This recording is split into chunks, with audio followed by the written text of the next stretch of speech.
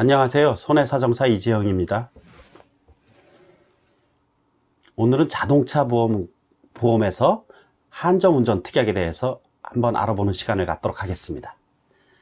자동차 보험 들을 때 누구나로 들게 되면 아무나 운전해다 사고 나도 자동차 보험에서 보상이 되기 때문에 가장 좋죠. 근데 누구나로 들게 되면 문제점은 보험료가 비싸죠. 어찌 보면은 1인 한정운전 특약으로 들 때보다 몇 배 비쌀 수도 있습니다.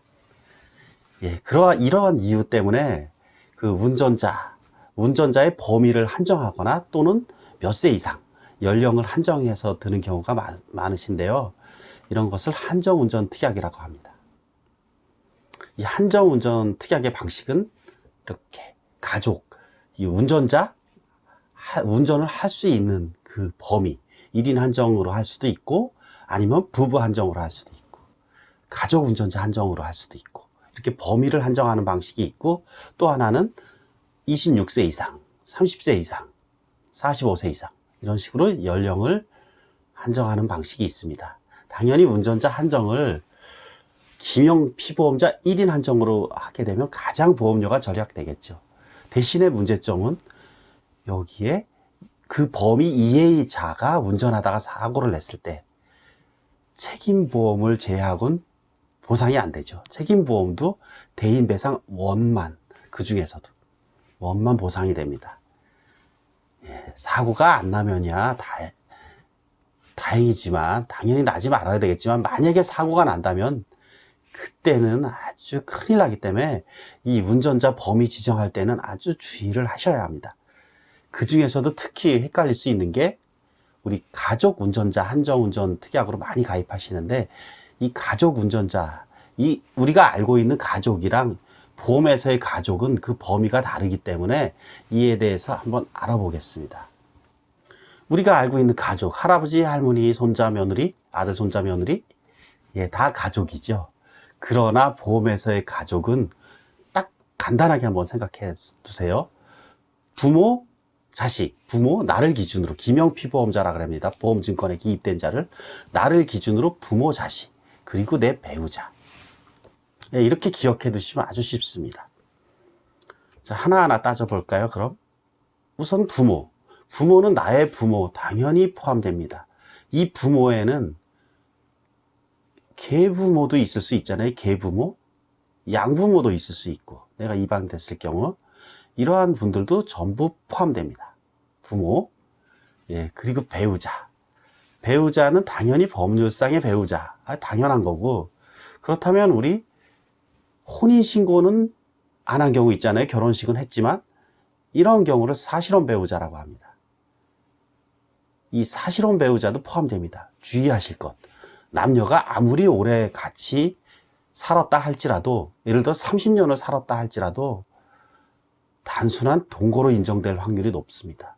사실혼 배우자로 인정되기 위해서는 모든 사람들이 누가 봐도 저 사람들은 부부다 이런 생각이 들어야 되는데 그건 일반인들의 생각으로만 꼭 볼 것이 아니라 그냥 법률상 우리 법에서 사실혼 배우자로 인정하기 위한 요건, 대표적인 사례가 결혼식은 올렸지만 혼인신고를 마치지 않은 경우, 또 하나는 아이를 낳고 사는 경우죠. 아이를 낳고 살면서도 혼인신고를 안 한 경우, 기타 경우는 사실혼 부부로 인정받기가 쉽지 않다라는 것입니다.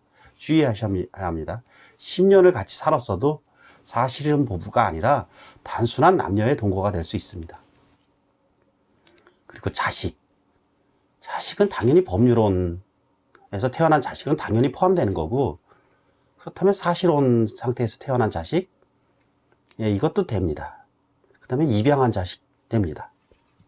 내 배우자가 데리고 온 자식, 계자녀, 이것도 자식입니다. 우리 보험에서. 다시 한번 가족 운전자, 한정운전, 부모, 배우자, 자녀라는 겁니다. 여기서 아주 중요한 사실. 가족 운전자 한정운전 특약에서 형제 자매는 가족이 아니라는 사실입니다.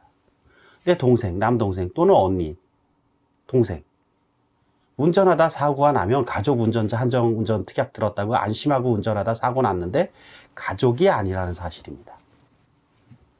그리고 나를 기준으로 위아래 1세대 부모, 자식까지만. 할아버지, 할머니, 손자, 손녀 전부 해당 없습니다. 가족운전자 한정특약. 아주 특히 중요하신, 이 중에서도 특히 주의하실 것은 형제자매.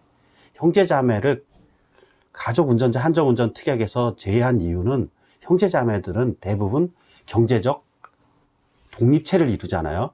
그래서 형제자매까지 포함시키려면 가족 및 형제자매 한정운전특약, 운전자 한정운전특약에 가입하셔야 합니다.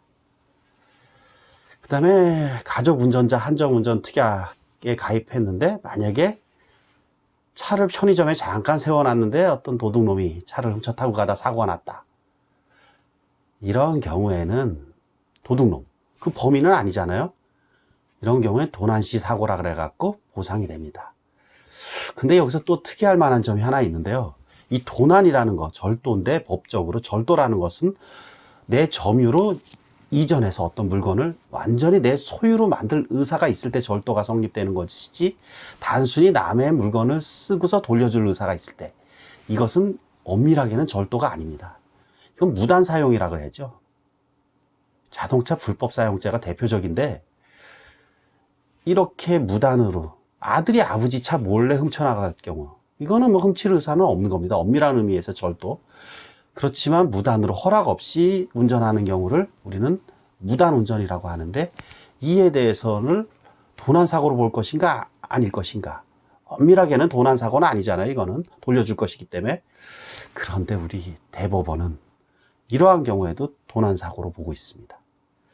근데 여기서 심각한 문제점이 있죠. 이러한 법리를 아는 분들, 나 아버지가 실제적으로 아들한테 차를 빌려줘요.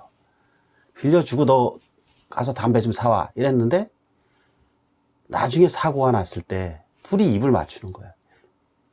나 아버지 차 훔쳤다. 평상시에 운전한 적도 없다. 이랬을 경우에 이거는 엄밀하게는 이건 보험 사기 범죄인데, 이걸 적발하기가 쉽지 않다라는 문제점이 있습니다.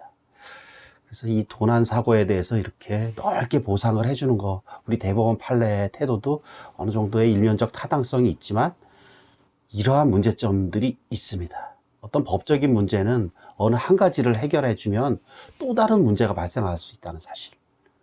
예, 이게 보험에서 가장 큰 숙제죠. 보험 사기를 예방하는 문제. 오늘은 운전자 한정운전 특약에 대해서 알아보는 시간을 가졌습니다. 예, 다음 시간에도 좋은 강의 계속 이어갈 것이니까 이재영 손해사정TV 많은 시청과 구독 부탁드립니다. 고맙습니다. 손해사정사 이재영이었습니다.